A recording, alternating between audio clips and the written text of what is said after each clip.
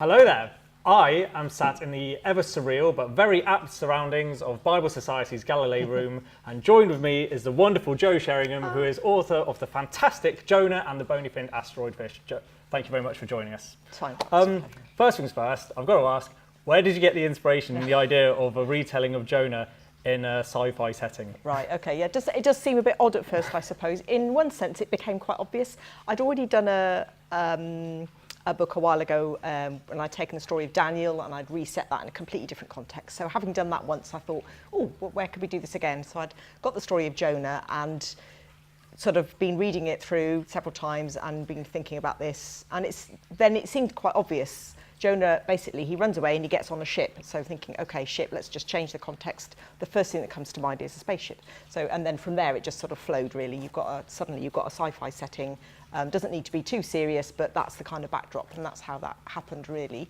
Okay, were you previously a fan of sci-fi, or was this something that, like you said, it just almost seemed like the obvious choice? Okay, well, fan is a bit strong. I don't think I'm a particular fan of any particular genre, but I read quite widely, and I like a variety of sci-fi kind of things, really, or futuristic things. So read quite a bit of Discworld and Douglas Adams, things like that. That's kind of in the background for me. So it was something that wasn't too serious from a sci-fi point of view, but just a very kind of easy backdrop to use, really. Yeah, so I suppose I like a lot of variety of books and genres, as long as they're kind of believable in their context, the framework works. Then I think that sci-fi is as enjoyable as the next, really, to me. So, but I'm not a massive fan of sci-fi, but then I don't not like sci-fi.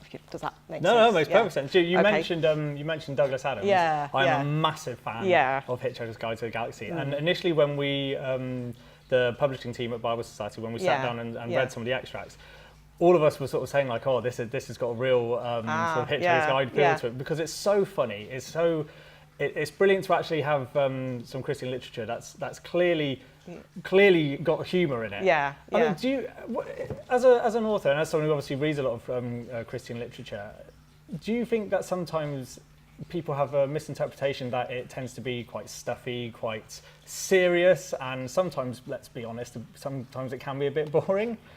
Yeah, I think the idea is that for me, it needed to be, well, not needed to be, I think the story is enjoyable, and I wanted to using something that I found enjoyable to sort of draw people in, really.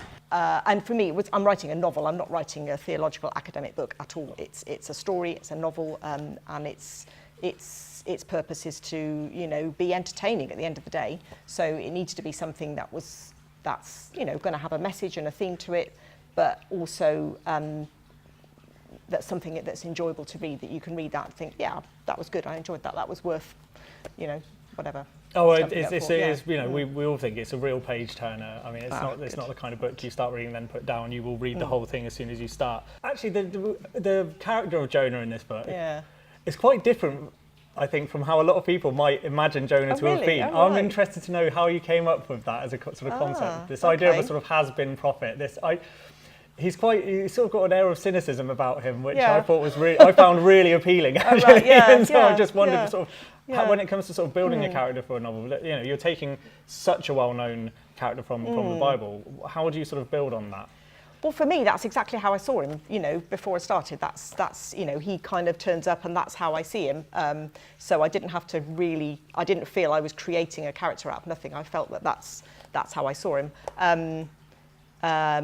And to me, his whole background and story is very much, I think there's a lot of this going on that, he keeps saying, I'm semi-retired, I'm not really proper prophet anymore, but that's almost his excuse for not wanting to get involved anymore, because he probably knows full well that actually what that really means, as the story goes on.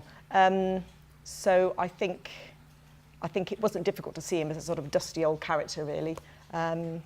I have to say, I don't know whether this is right, but I quite like the film The Fifth Element, and the little priest you've got in there, played by Ian Holm. That little character was running around in my head at the same time, in a bit of a panic, and his robes getting everywhere and getting a bit stressy. So that was kind of in the background there as well. So yeah.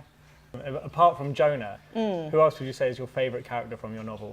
All right, well, I like all the characters. They turn up and they just kind of, you think, oh, wow, I like them.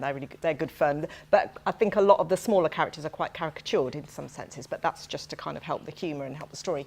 I like the captain of the boat, and, there's a bit more to her, I think, and you don't really get it all, but you get that hint that she's someone who, I made her female, but that's neither here nor there. She's kind of wants to be in charge. This is her ship, her business. She's been doing it all her life. She knows everything, and suddenly, they're in a predicament, and this guy's here, and he's the problem with it all. And how do I deal with this? This is not her usual kind of problem.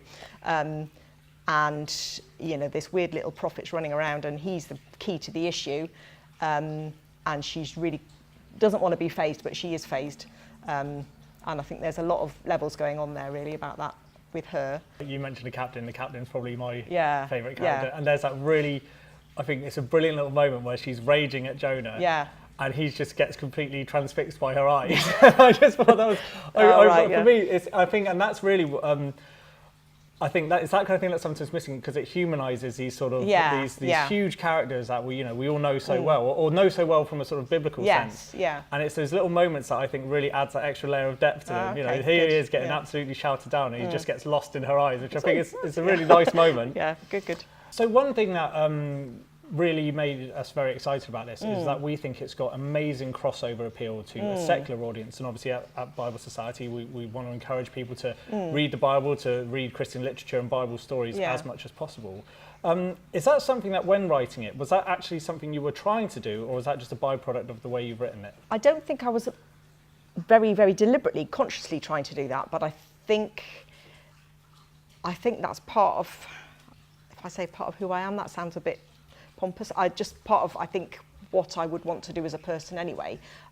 So my Christian faith is not something I want to keep in a box. It's part of who I am, and I would hope it would come out in everything I do in the best possible way. So I would constantly want to, people who would never read the Bible and never be interested in anything like that, or did perhaps as children, and you confine that then to childhood, to draw them back and saying, no, this still has something to say to you. This still is relevant. There is still something. I mean, the Bible is for everyone. It's not just for Christians, isn't it? So it's, to me, that is a constant theme that I would hold on to, really, for myself. And I think so. When I'm writing, I want to bring out something from a story that really makes me feel excited and enthusiastic, and I can latch onto. And I think, well, if I can, then other people can as well. But to do that, sort of writing it in this way, hopefully makes that a bit easier for some people who would, back off. I'm not reading, I'm not going to be involved in that area. But if it's something like that, it can draw them in a little bit, help them engage a bit more, maybe. Yeah. Yeah, fantastic. And so imagine then, so you're going to obviously have a lot of people who are Christian who are going to read this, who will know the story of Jonah very, very well. What would you hope that they will take from this?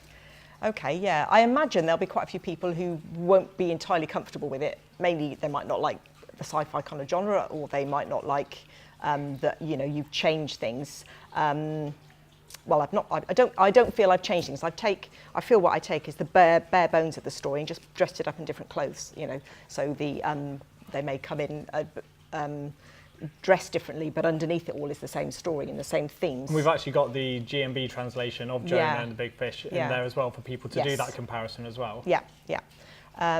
So I think, hopefully for Christians, maybe it helps you look for another time again at the original story, something again you think you knew. Again, maybe often it's a story that I know many people who are Christians probably don't necessarily read even the Old Testament so much as they do the New Testament. They focus on that and don't take find it so easy to relate to Old Testament kind of characters and stories. I mean, I believe very much that they still have plenty to say to us, because it's, the whole Bible all the way through has that same thread of the heart of God running through it. So I think there's always something that we can learn, I think, from the original story. Okay. Yeah. And to sort of flip that round, what if you've got someone who's never read the Bible before? Yeah. Maybe they do know about Bible stories. Most of us do grow up knowing it, and this is something that it's a story that a lot of people will know of. But if you've got someone who's never read the Bible before, what would you hope they would take from this? Well, okay, I hope they enjoy it. I hope that they will be able to actually make that connection then between this is not just a story, you know, the original source was somewhere else, and that actually has some relevance, and the interaction that God has with Jonah, which I feel is what the story, a lot of it is all about, that connection is something that is real and something that is not just part of the story, that is a reality.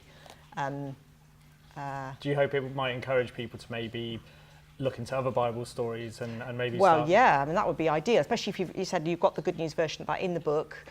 People can then reread it, you know, if they want to check where this has all come from, you then read that. It might be a doorway into reading, you know, picking up their Bible again, or picking up a Bible they've never picked up before. Yeah. Well, something I'd really like to know is, do you plan on doing any more of these sort of retellings? Yes. Well, I've already done the Daniel one, and I have finished another one which I finished last year, which was much thicker than this because it's on Elijah and Elisha, the two prophets together. So yeah, that one I've done. So.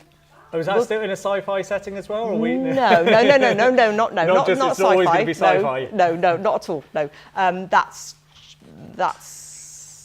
a difficult setting to probably describe. Yeah, that's much more kind of. When I say contemporary, that's wrong. It's its own little setting, but it's not up in space, so that's fine. Yeah. Brilliant. Yeah. And so, how did you actually get into writing in the first place? People who, you know, this is obviously the first title that you've published with us. Yes. So, for people who, you know, sort of looking into, how did you get into writing in the first place? Oh. Well, I think since I was probably late teens, early 20s, I've always written, but I just never did anything serious. I just kind of did it quietly and never told anybody, and never had the confidence that it was anything worth reading. And then I was talking to Lisa earlier. You sort of hit a certain age, and it's that sort of typical thing of, right, if I'm going to do this, let's do this properly and give it a go. And if it doesn't work, well, then that wasn't meant to be, kind of thing. So I think I set myself the task of writing a book, which was not a particularly Christian book at all. It's just basically a mystery story. So I wrote that in a year, and I felt quite happy with it. I felt, oh, okay, I've achieved that, and it was much. Okay, to say it was an easier process, that's not wrong, but it was not the massive slog that made me think, I'm never doing that again. It made me think, yeah, I could do this again. So it just started from there, really. So I've written about 3 or 4, 2 of which are not particularly have any Christian overtones at all, but they're kind of detective mystery stories, I suppose you call them. And then I started with the Daniel one, and then I've done this one, and I've done a couple since. So yeah, okay. Fantastic. Well, hopefully this is just the start of your journey as an author that's published by Bible Society. Yeah, that would be great. Yeah, good. We'll see. Yeah. Thank you very much, Jo. Really appreciate you coming to see us. That's fine. And for humouring us by sitting in this boat on this interview. Not a bad place to sit. It's all good. Yeah. Brilliant. Thank you very much. Okay, good. Jonah and the Bony-Finned Asteroid fish is available to pre-order now through Marston and will be publishing on the 26th of February, so make sure you order your copies.